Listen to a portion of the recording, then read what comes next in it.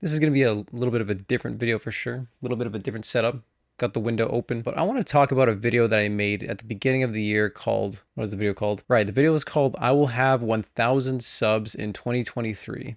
It is currently Tuesday, November 28th as of recording this, and I am sitting at 349 subs. I didn't even make it halfway. This video is going to be completely unscripted. I only have like 3 bullet points over here just to make sure that I stay on track, and I'm only going to cut here and there if I feel like I have to. Like, I don't want to just pad it with silence. But basically, I was inspired by my friend Yvonne. He made a video way while back talking about goals and just how, you know what, your goals do change over time. And I think that's okay. I mean, I had a goal of hitting 1,000 subs this year, and I only have about 1 month. I mean, I can still reach 1,000 subs in 1 month, right? You never know. Maybe this video right here will blow up. But like, if you don't reach your goals, I don't think it's the worst thing in the world. I think what really matters is if you're able to rebound, maybe even redo your goals a little bit and keep going. I mean, what? Just because I didn't hit 1,000 subs, should I just give up on YouTube? No. I mean, I don't make videos just to make subs. Like, I make videos because I genuinely enjoy making them. And even right here, like, this is my lunch break right now at work. I actually got to go back to work soon, but you know what? I had some time. Figured why not just record a quick video. But before I go and review my goals, which is something that I do want to do, I'm going to do it live with you guys, and I want to refine them a little bit too. But before I dive into my goals, I just kind of want to go over this idea here that even if you didn't reach your goal, you still made progress, and you probably made more progress than you would have thought you could have. For example, I didn't hit 500 subs. I didn't hit 1,000 subs, whatever, right? But I still gained over 100 subs this year, which, yes, very slow growth, and to a lot of channels out there, that's like nothing, right? But I still made progress. I didn't go backwards. I didn't lose subs. I still gained subs, and I met a lot of new people along the way, and I had fun doing it. Is that not the definition of success right there? I mean, okay, maybe success to one person might be 10,000, 100,000 subs, a million, whatever, right?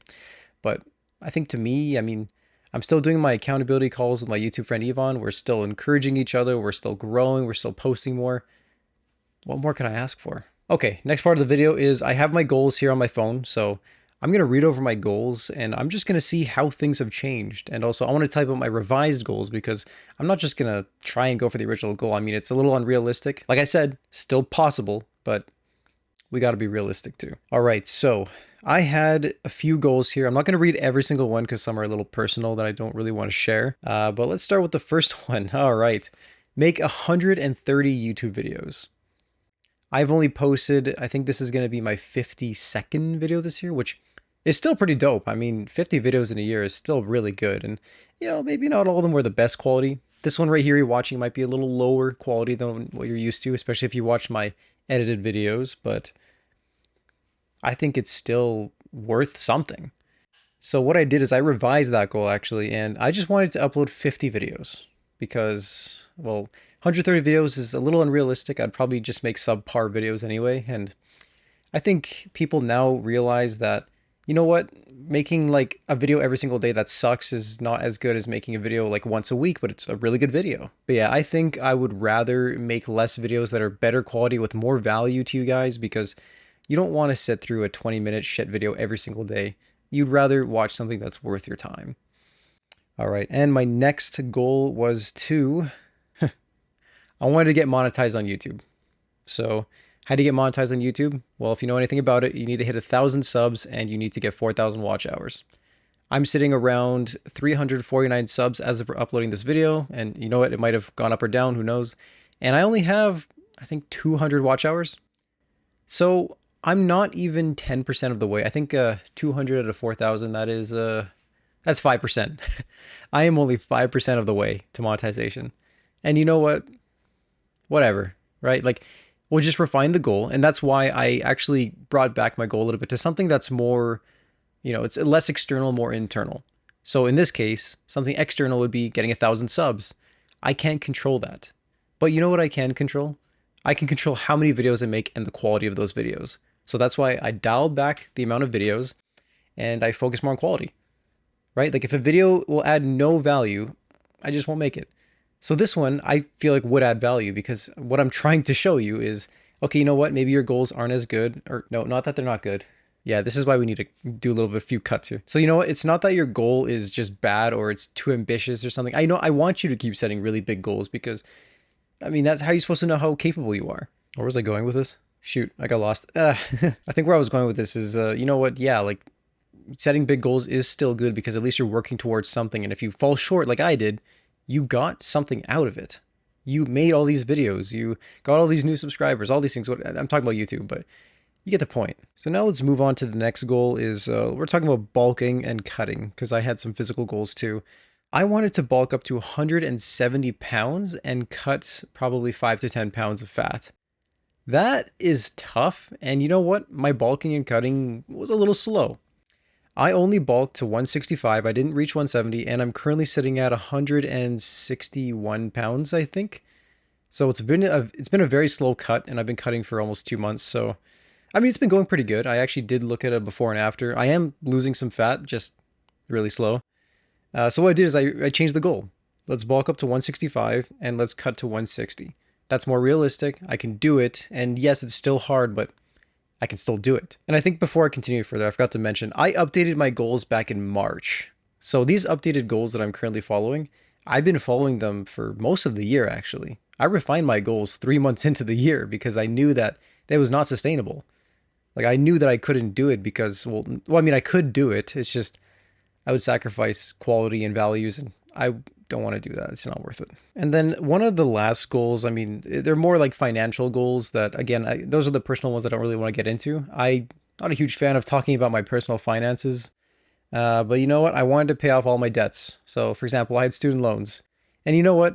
My student loans actually ended up becoming interest free, and I don't think. Oh no, they were interest free. It's just I want it to be debt free and it's fine. Like I don't have that many student loans. I have less than 10 grand of student loans to give you a number. So it's not actually that bad and they're interest free. So I've just been making like $100 a month payments. I mean, it can take a few years, but there's no point in paying them off early. And I guess the thinking behind that goal was I would just make enough money that I could just throw a couple $1,000s at my student loans and then pay them off fully. And I mean, that's kind of like a dumb goal.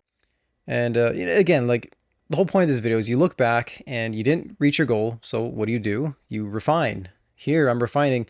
I mean, there's no point. There's just some goals that just don't really make sense. And I think that's one of them where I should have known going into this. I mean, there's just no point in making it. But yeah, I don't really know how to actually go through this video because I just finished going through my goals already. It wasn't actually that many goals. But again, like this video is called So You Failed Your Goals, Now What? And to answer that question, I guess, if I want to wrap this video up in a clean, neat way, is if you fail your goals, refine, maybe bring it down a little bit, be more realistic, but don't undersell yourself though. I mean, for example, I could have easily cut my 130 videos down to 30. I mean, that'd be like 2 videos a month roughly, right? And no, that's just, I knew I could do that. The 50 videos, I was actually struggling a little bit, but I hit 50 videos, I think like 2 videos ago. So it came kind of close. I only had 1 month to hit 50 videos, but some of these goals, okay, I still have to cut down another pound of fat. That's not easy. That's something that's going to take time. It's going to be a little tough, but I could do it. You know, like it's not the worst thing in the world. I think for the most part though, this whole year, you know what, wasn't my best year. I think it's okay to admit that you can't beat your records every single time. You can't always be better all the time every day. I know I preach this. You want to be 1% better every day. You want to do things that will make you just a little bit better, and that's all great, but you have to be realistic about this stuff too. You know, you can't always be your best every day. There are plenty of days where I set daily goals in my journal and I don't hit them. I've actually been meaning to record this specific video for I think like 4 days now, but I've just been too tired, and honestly, I've been making excuses. I know I could have done it, but hey, it's my lunch break right now. I had time, and hope you guys enjoyed this type of video because, you know, it's just me just speaking, being myself, you know, showing my vulnerabilities, showing you that I'm not perfect. I don't even know if you want to call me like a productivity guru or, you know, like a self-improvement channel, whatever you want to call me. I feel like these kinds of channels always have some sort of pressure to be perfect all the time, to always hit their goals, to be the best they can all the time without making any mistake. Like, I just want to be real here. You know, I just want to put on the microphone, put on the camera, and just talk. But yeah, I think it's good to just be real from time to time. Just speak unfiltered. Like I said, I had zero Zero script here. I just had a couple of notes to make sure I hit everything, and I hit everything I needed to say. So I think there's no point in delaying this video anymore, but just remember that if you fail your goals, just refine them and continue working on them. Don't give up on them. And that's all I got for you today. So see you on the next one.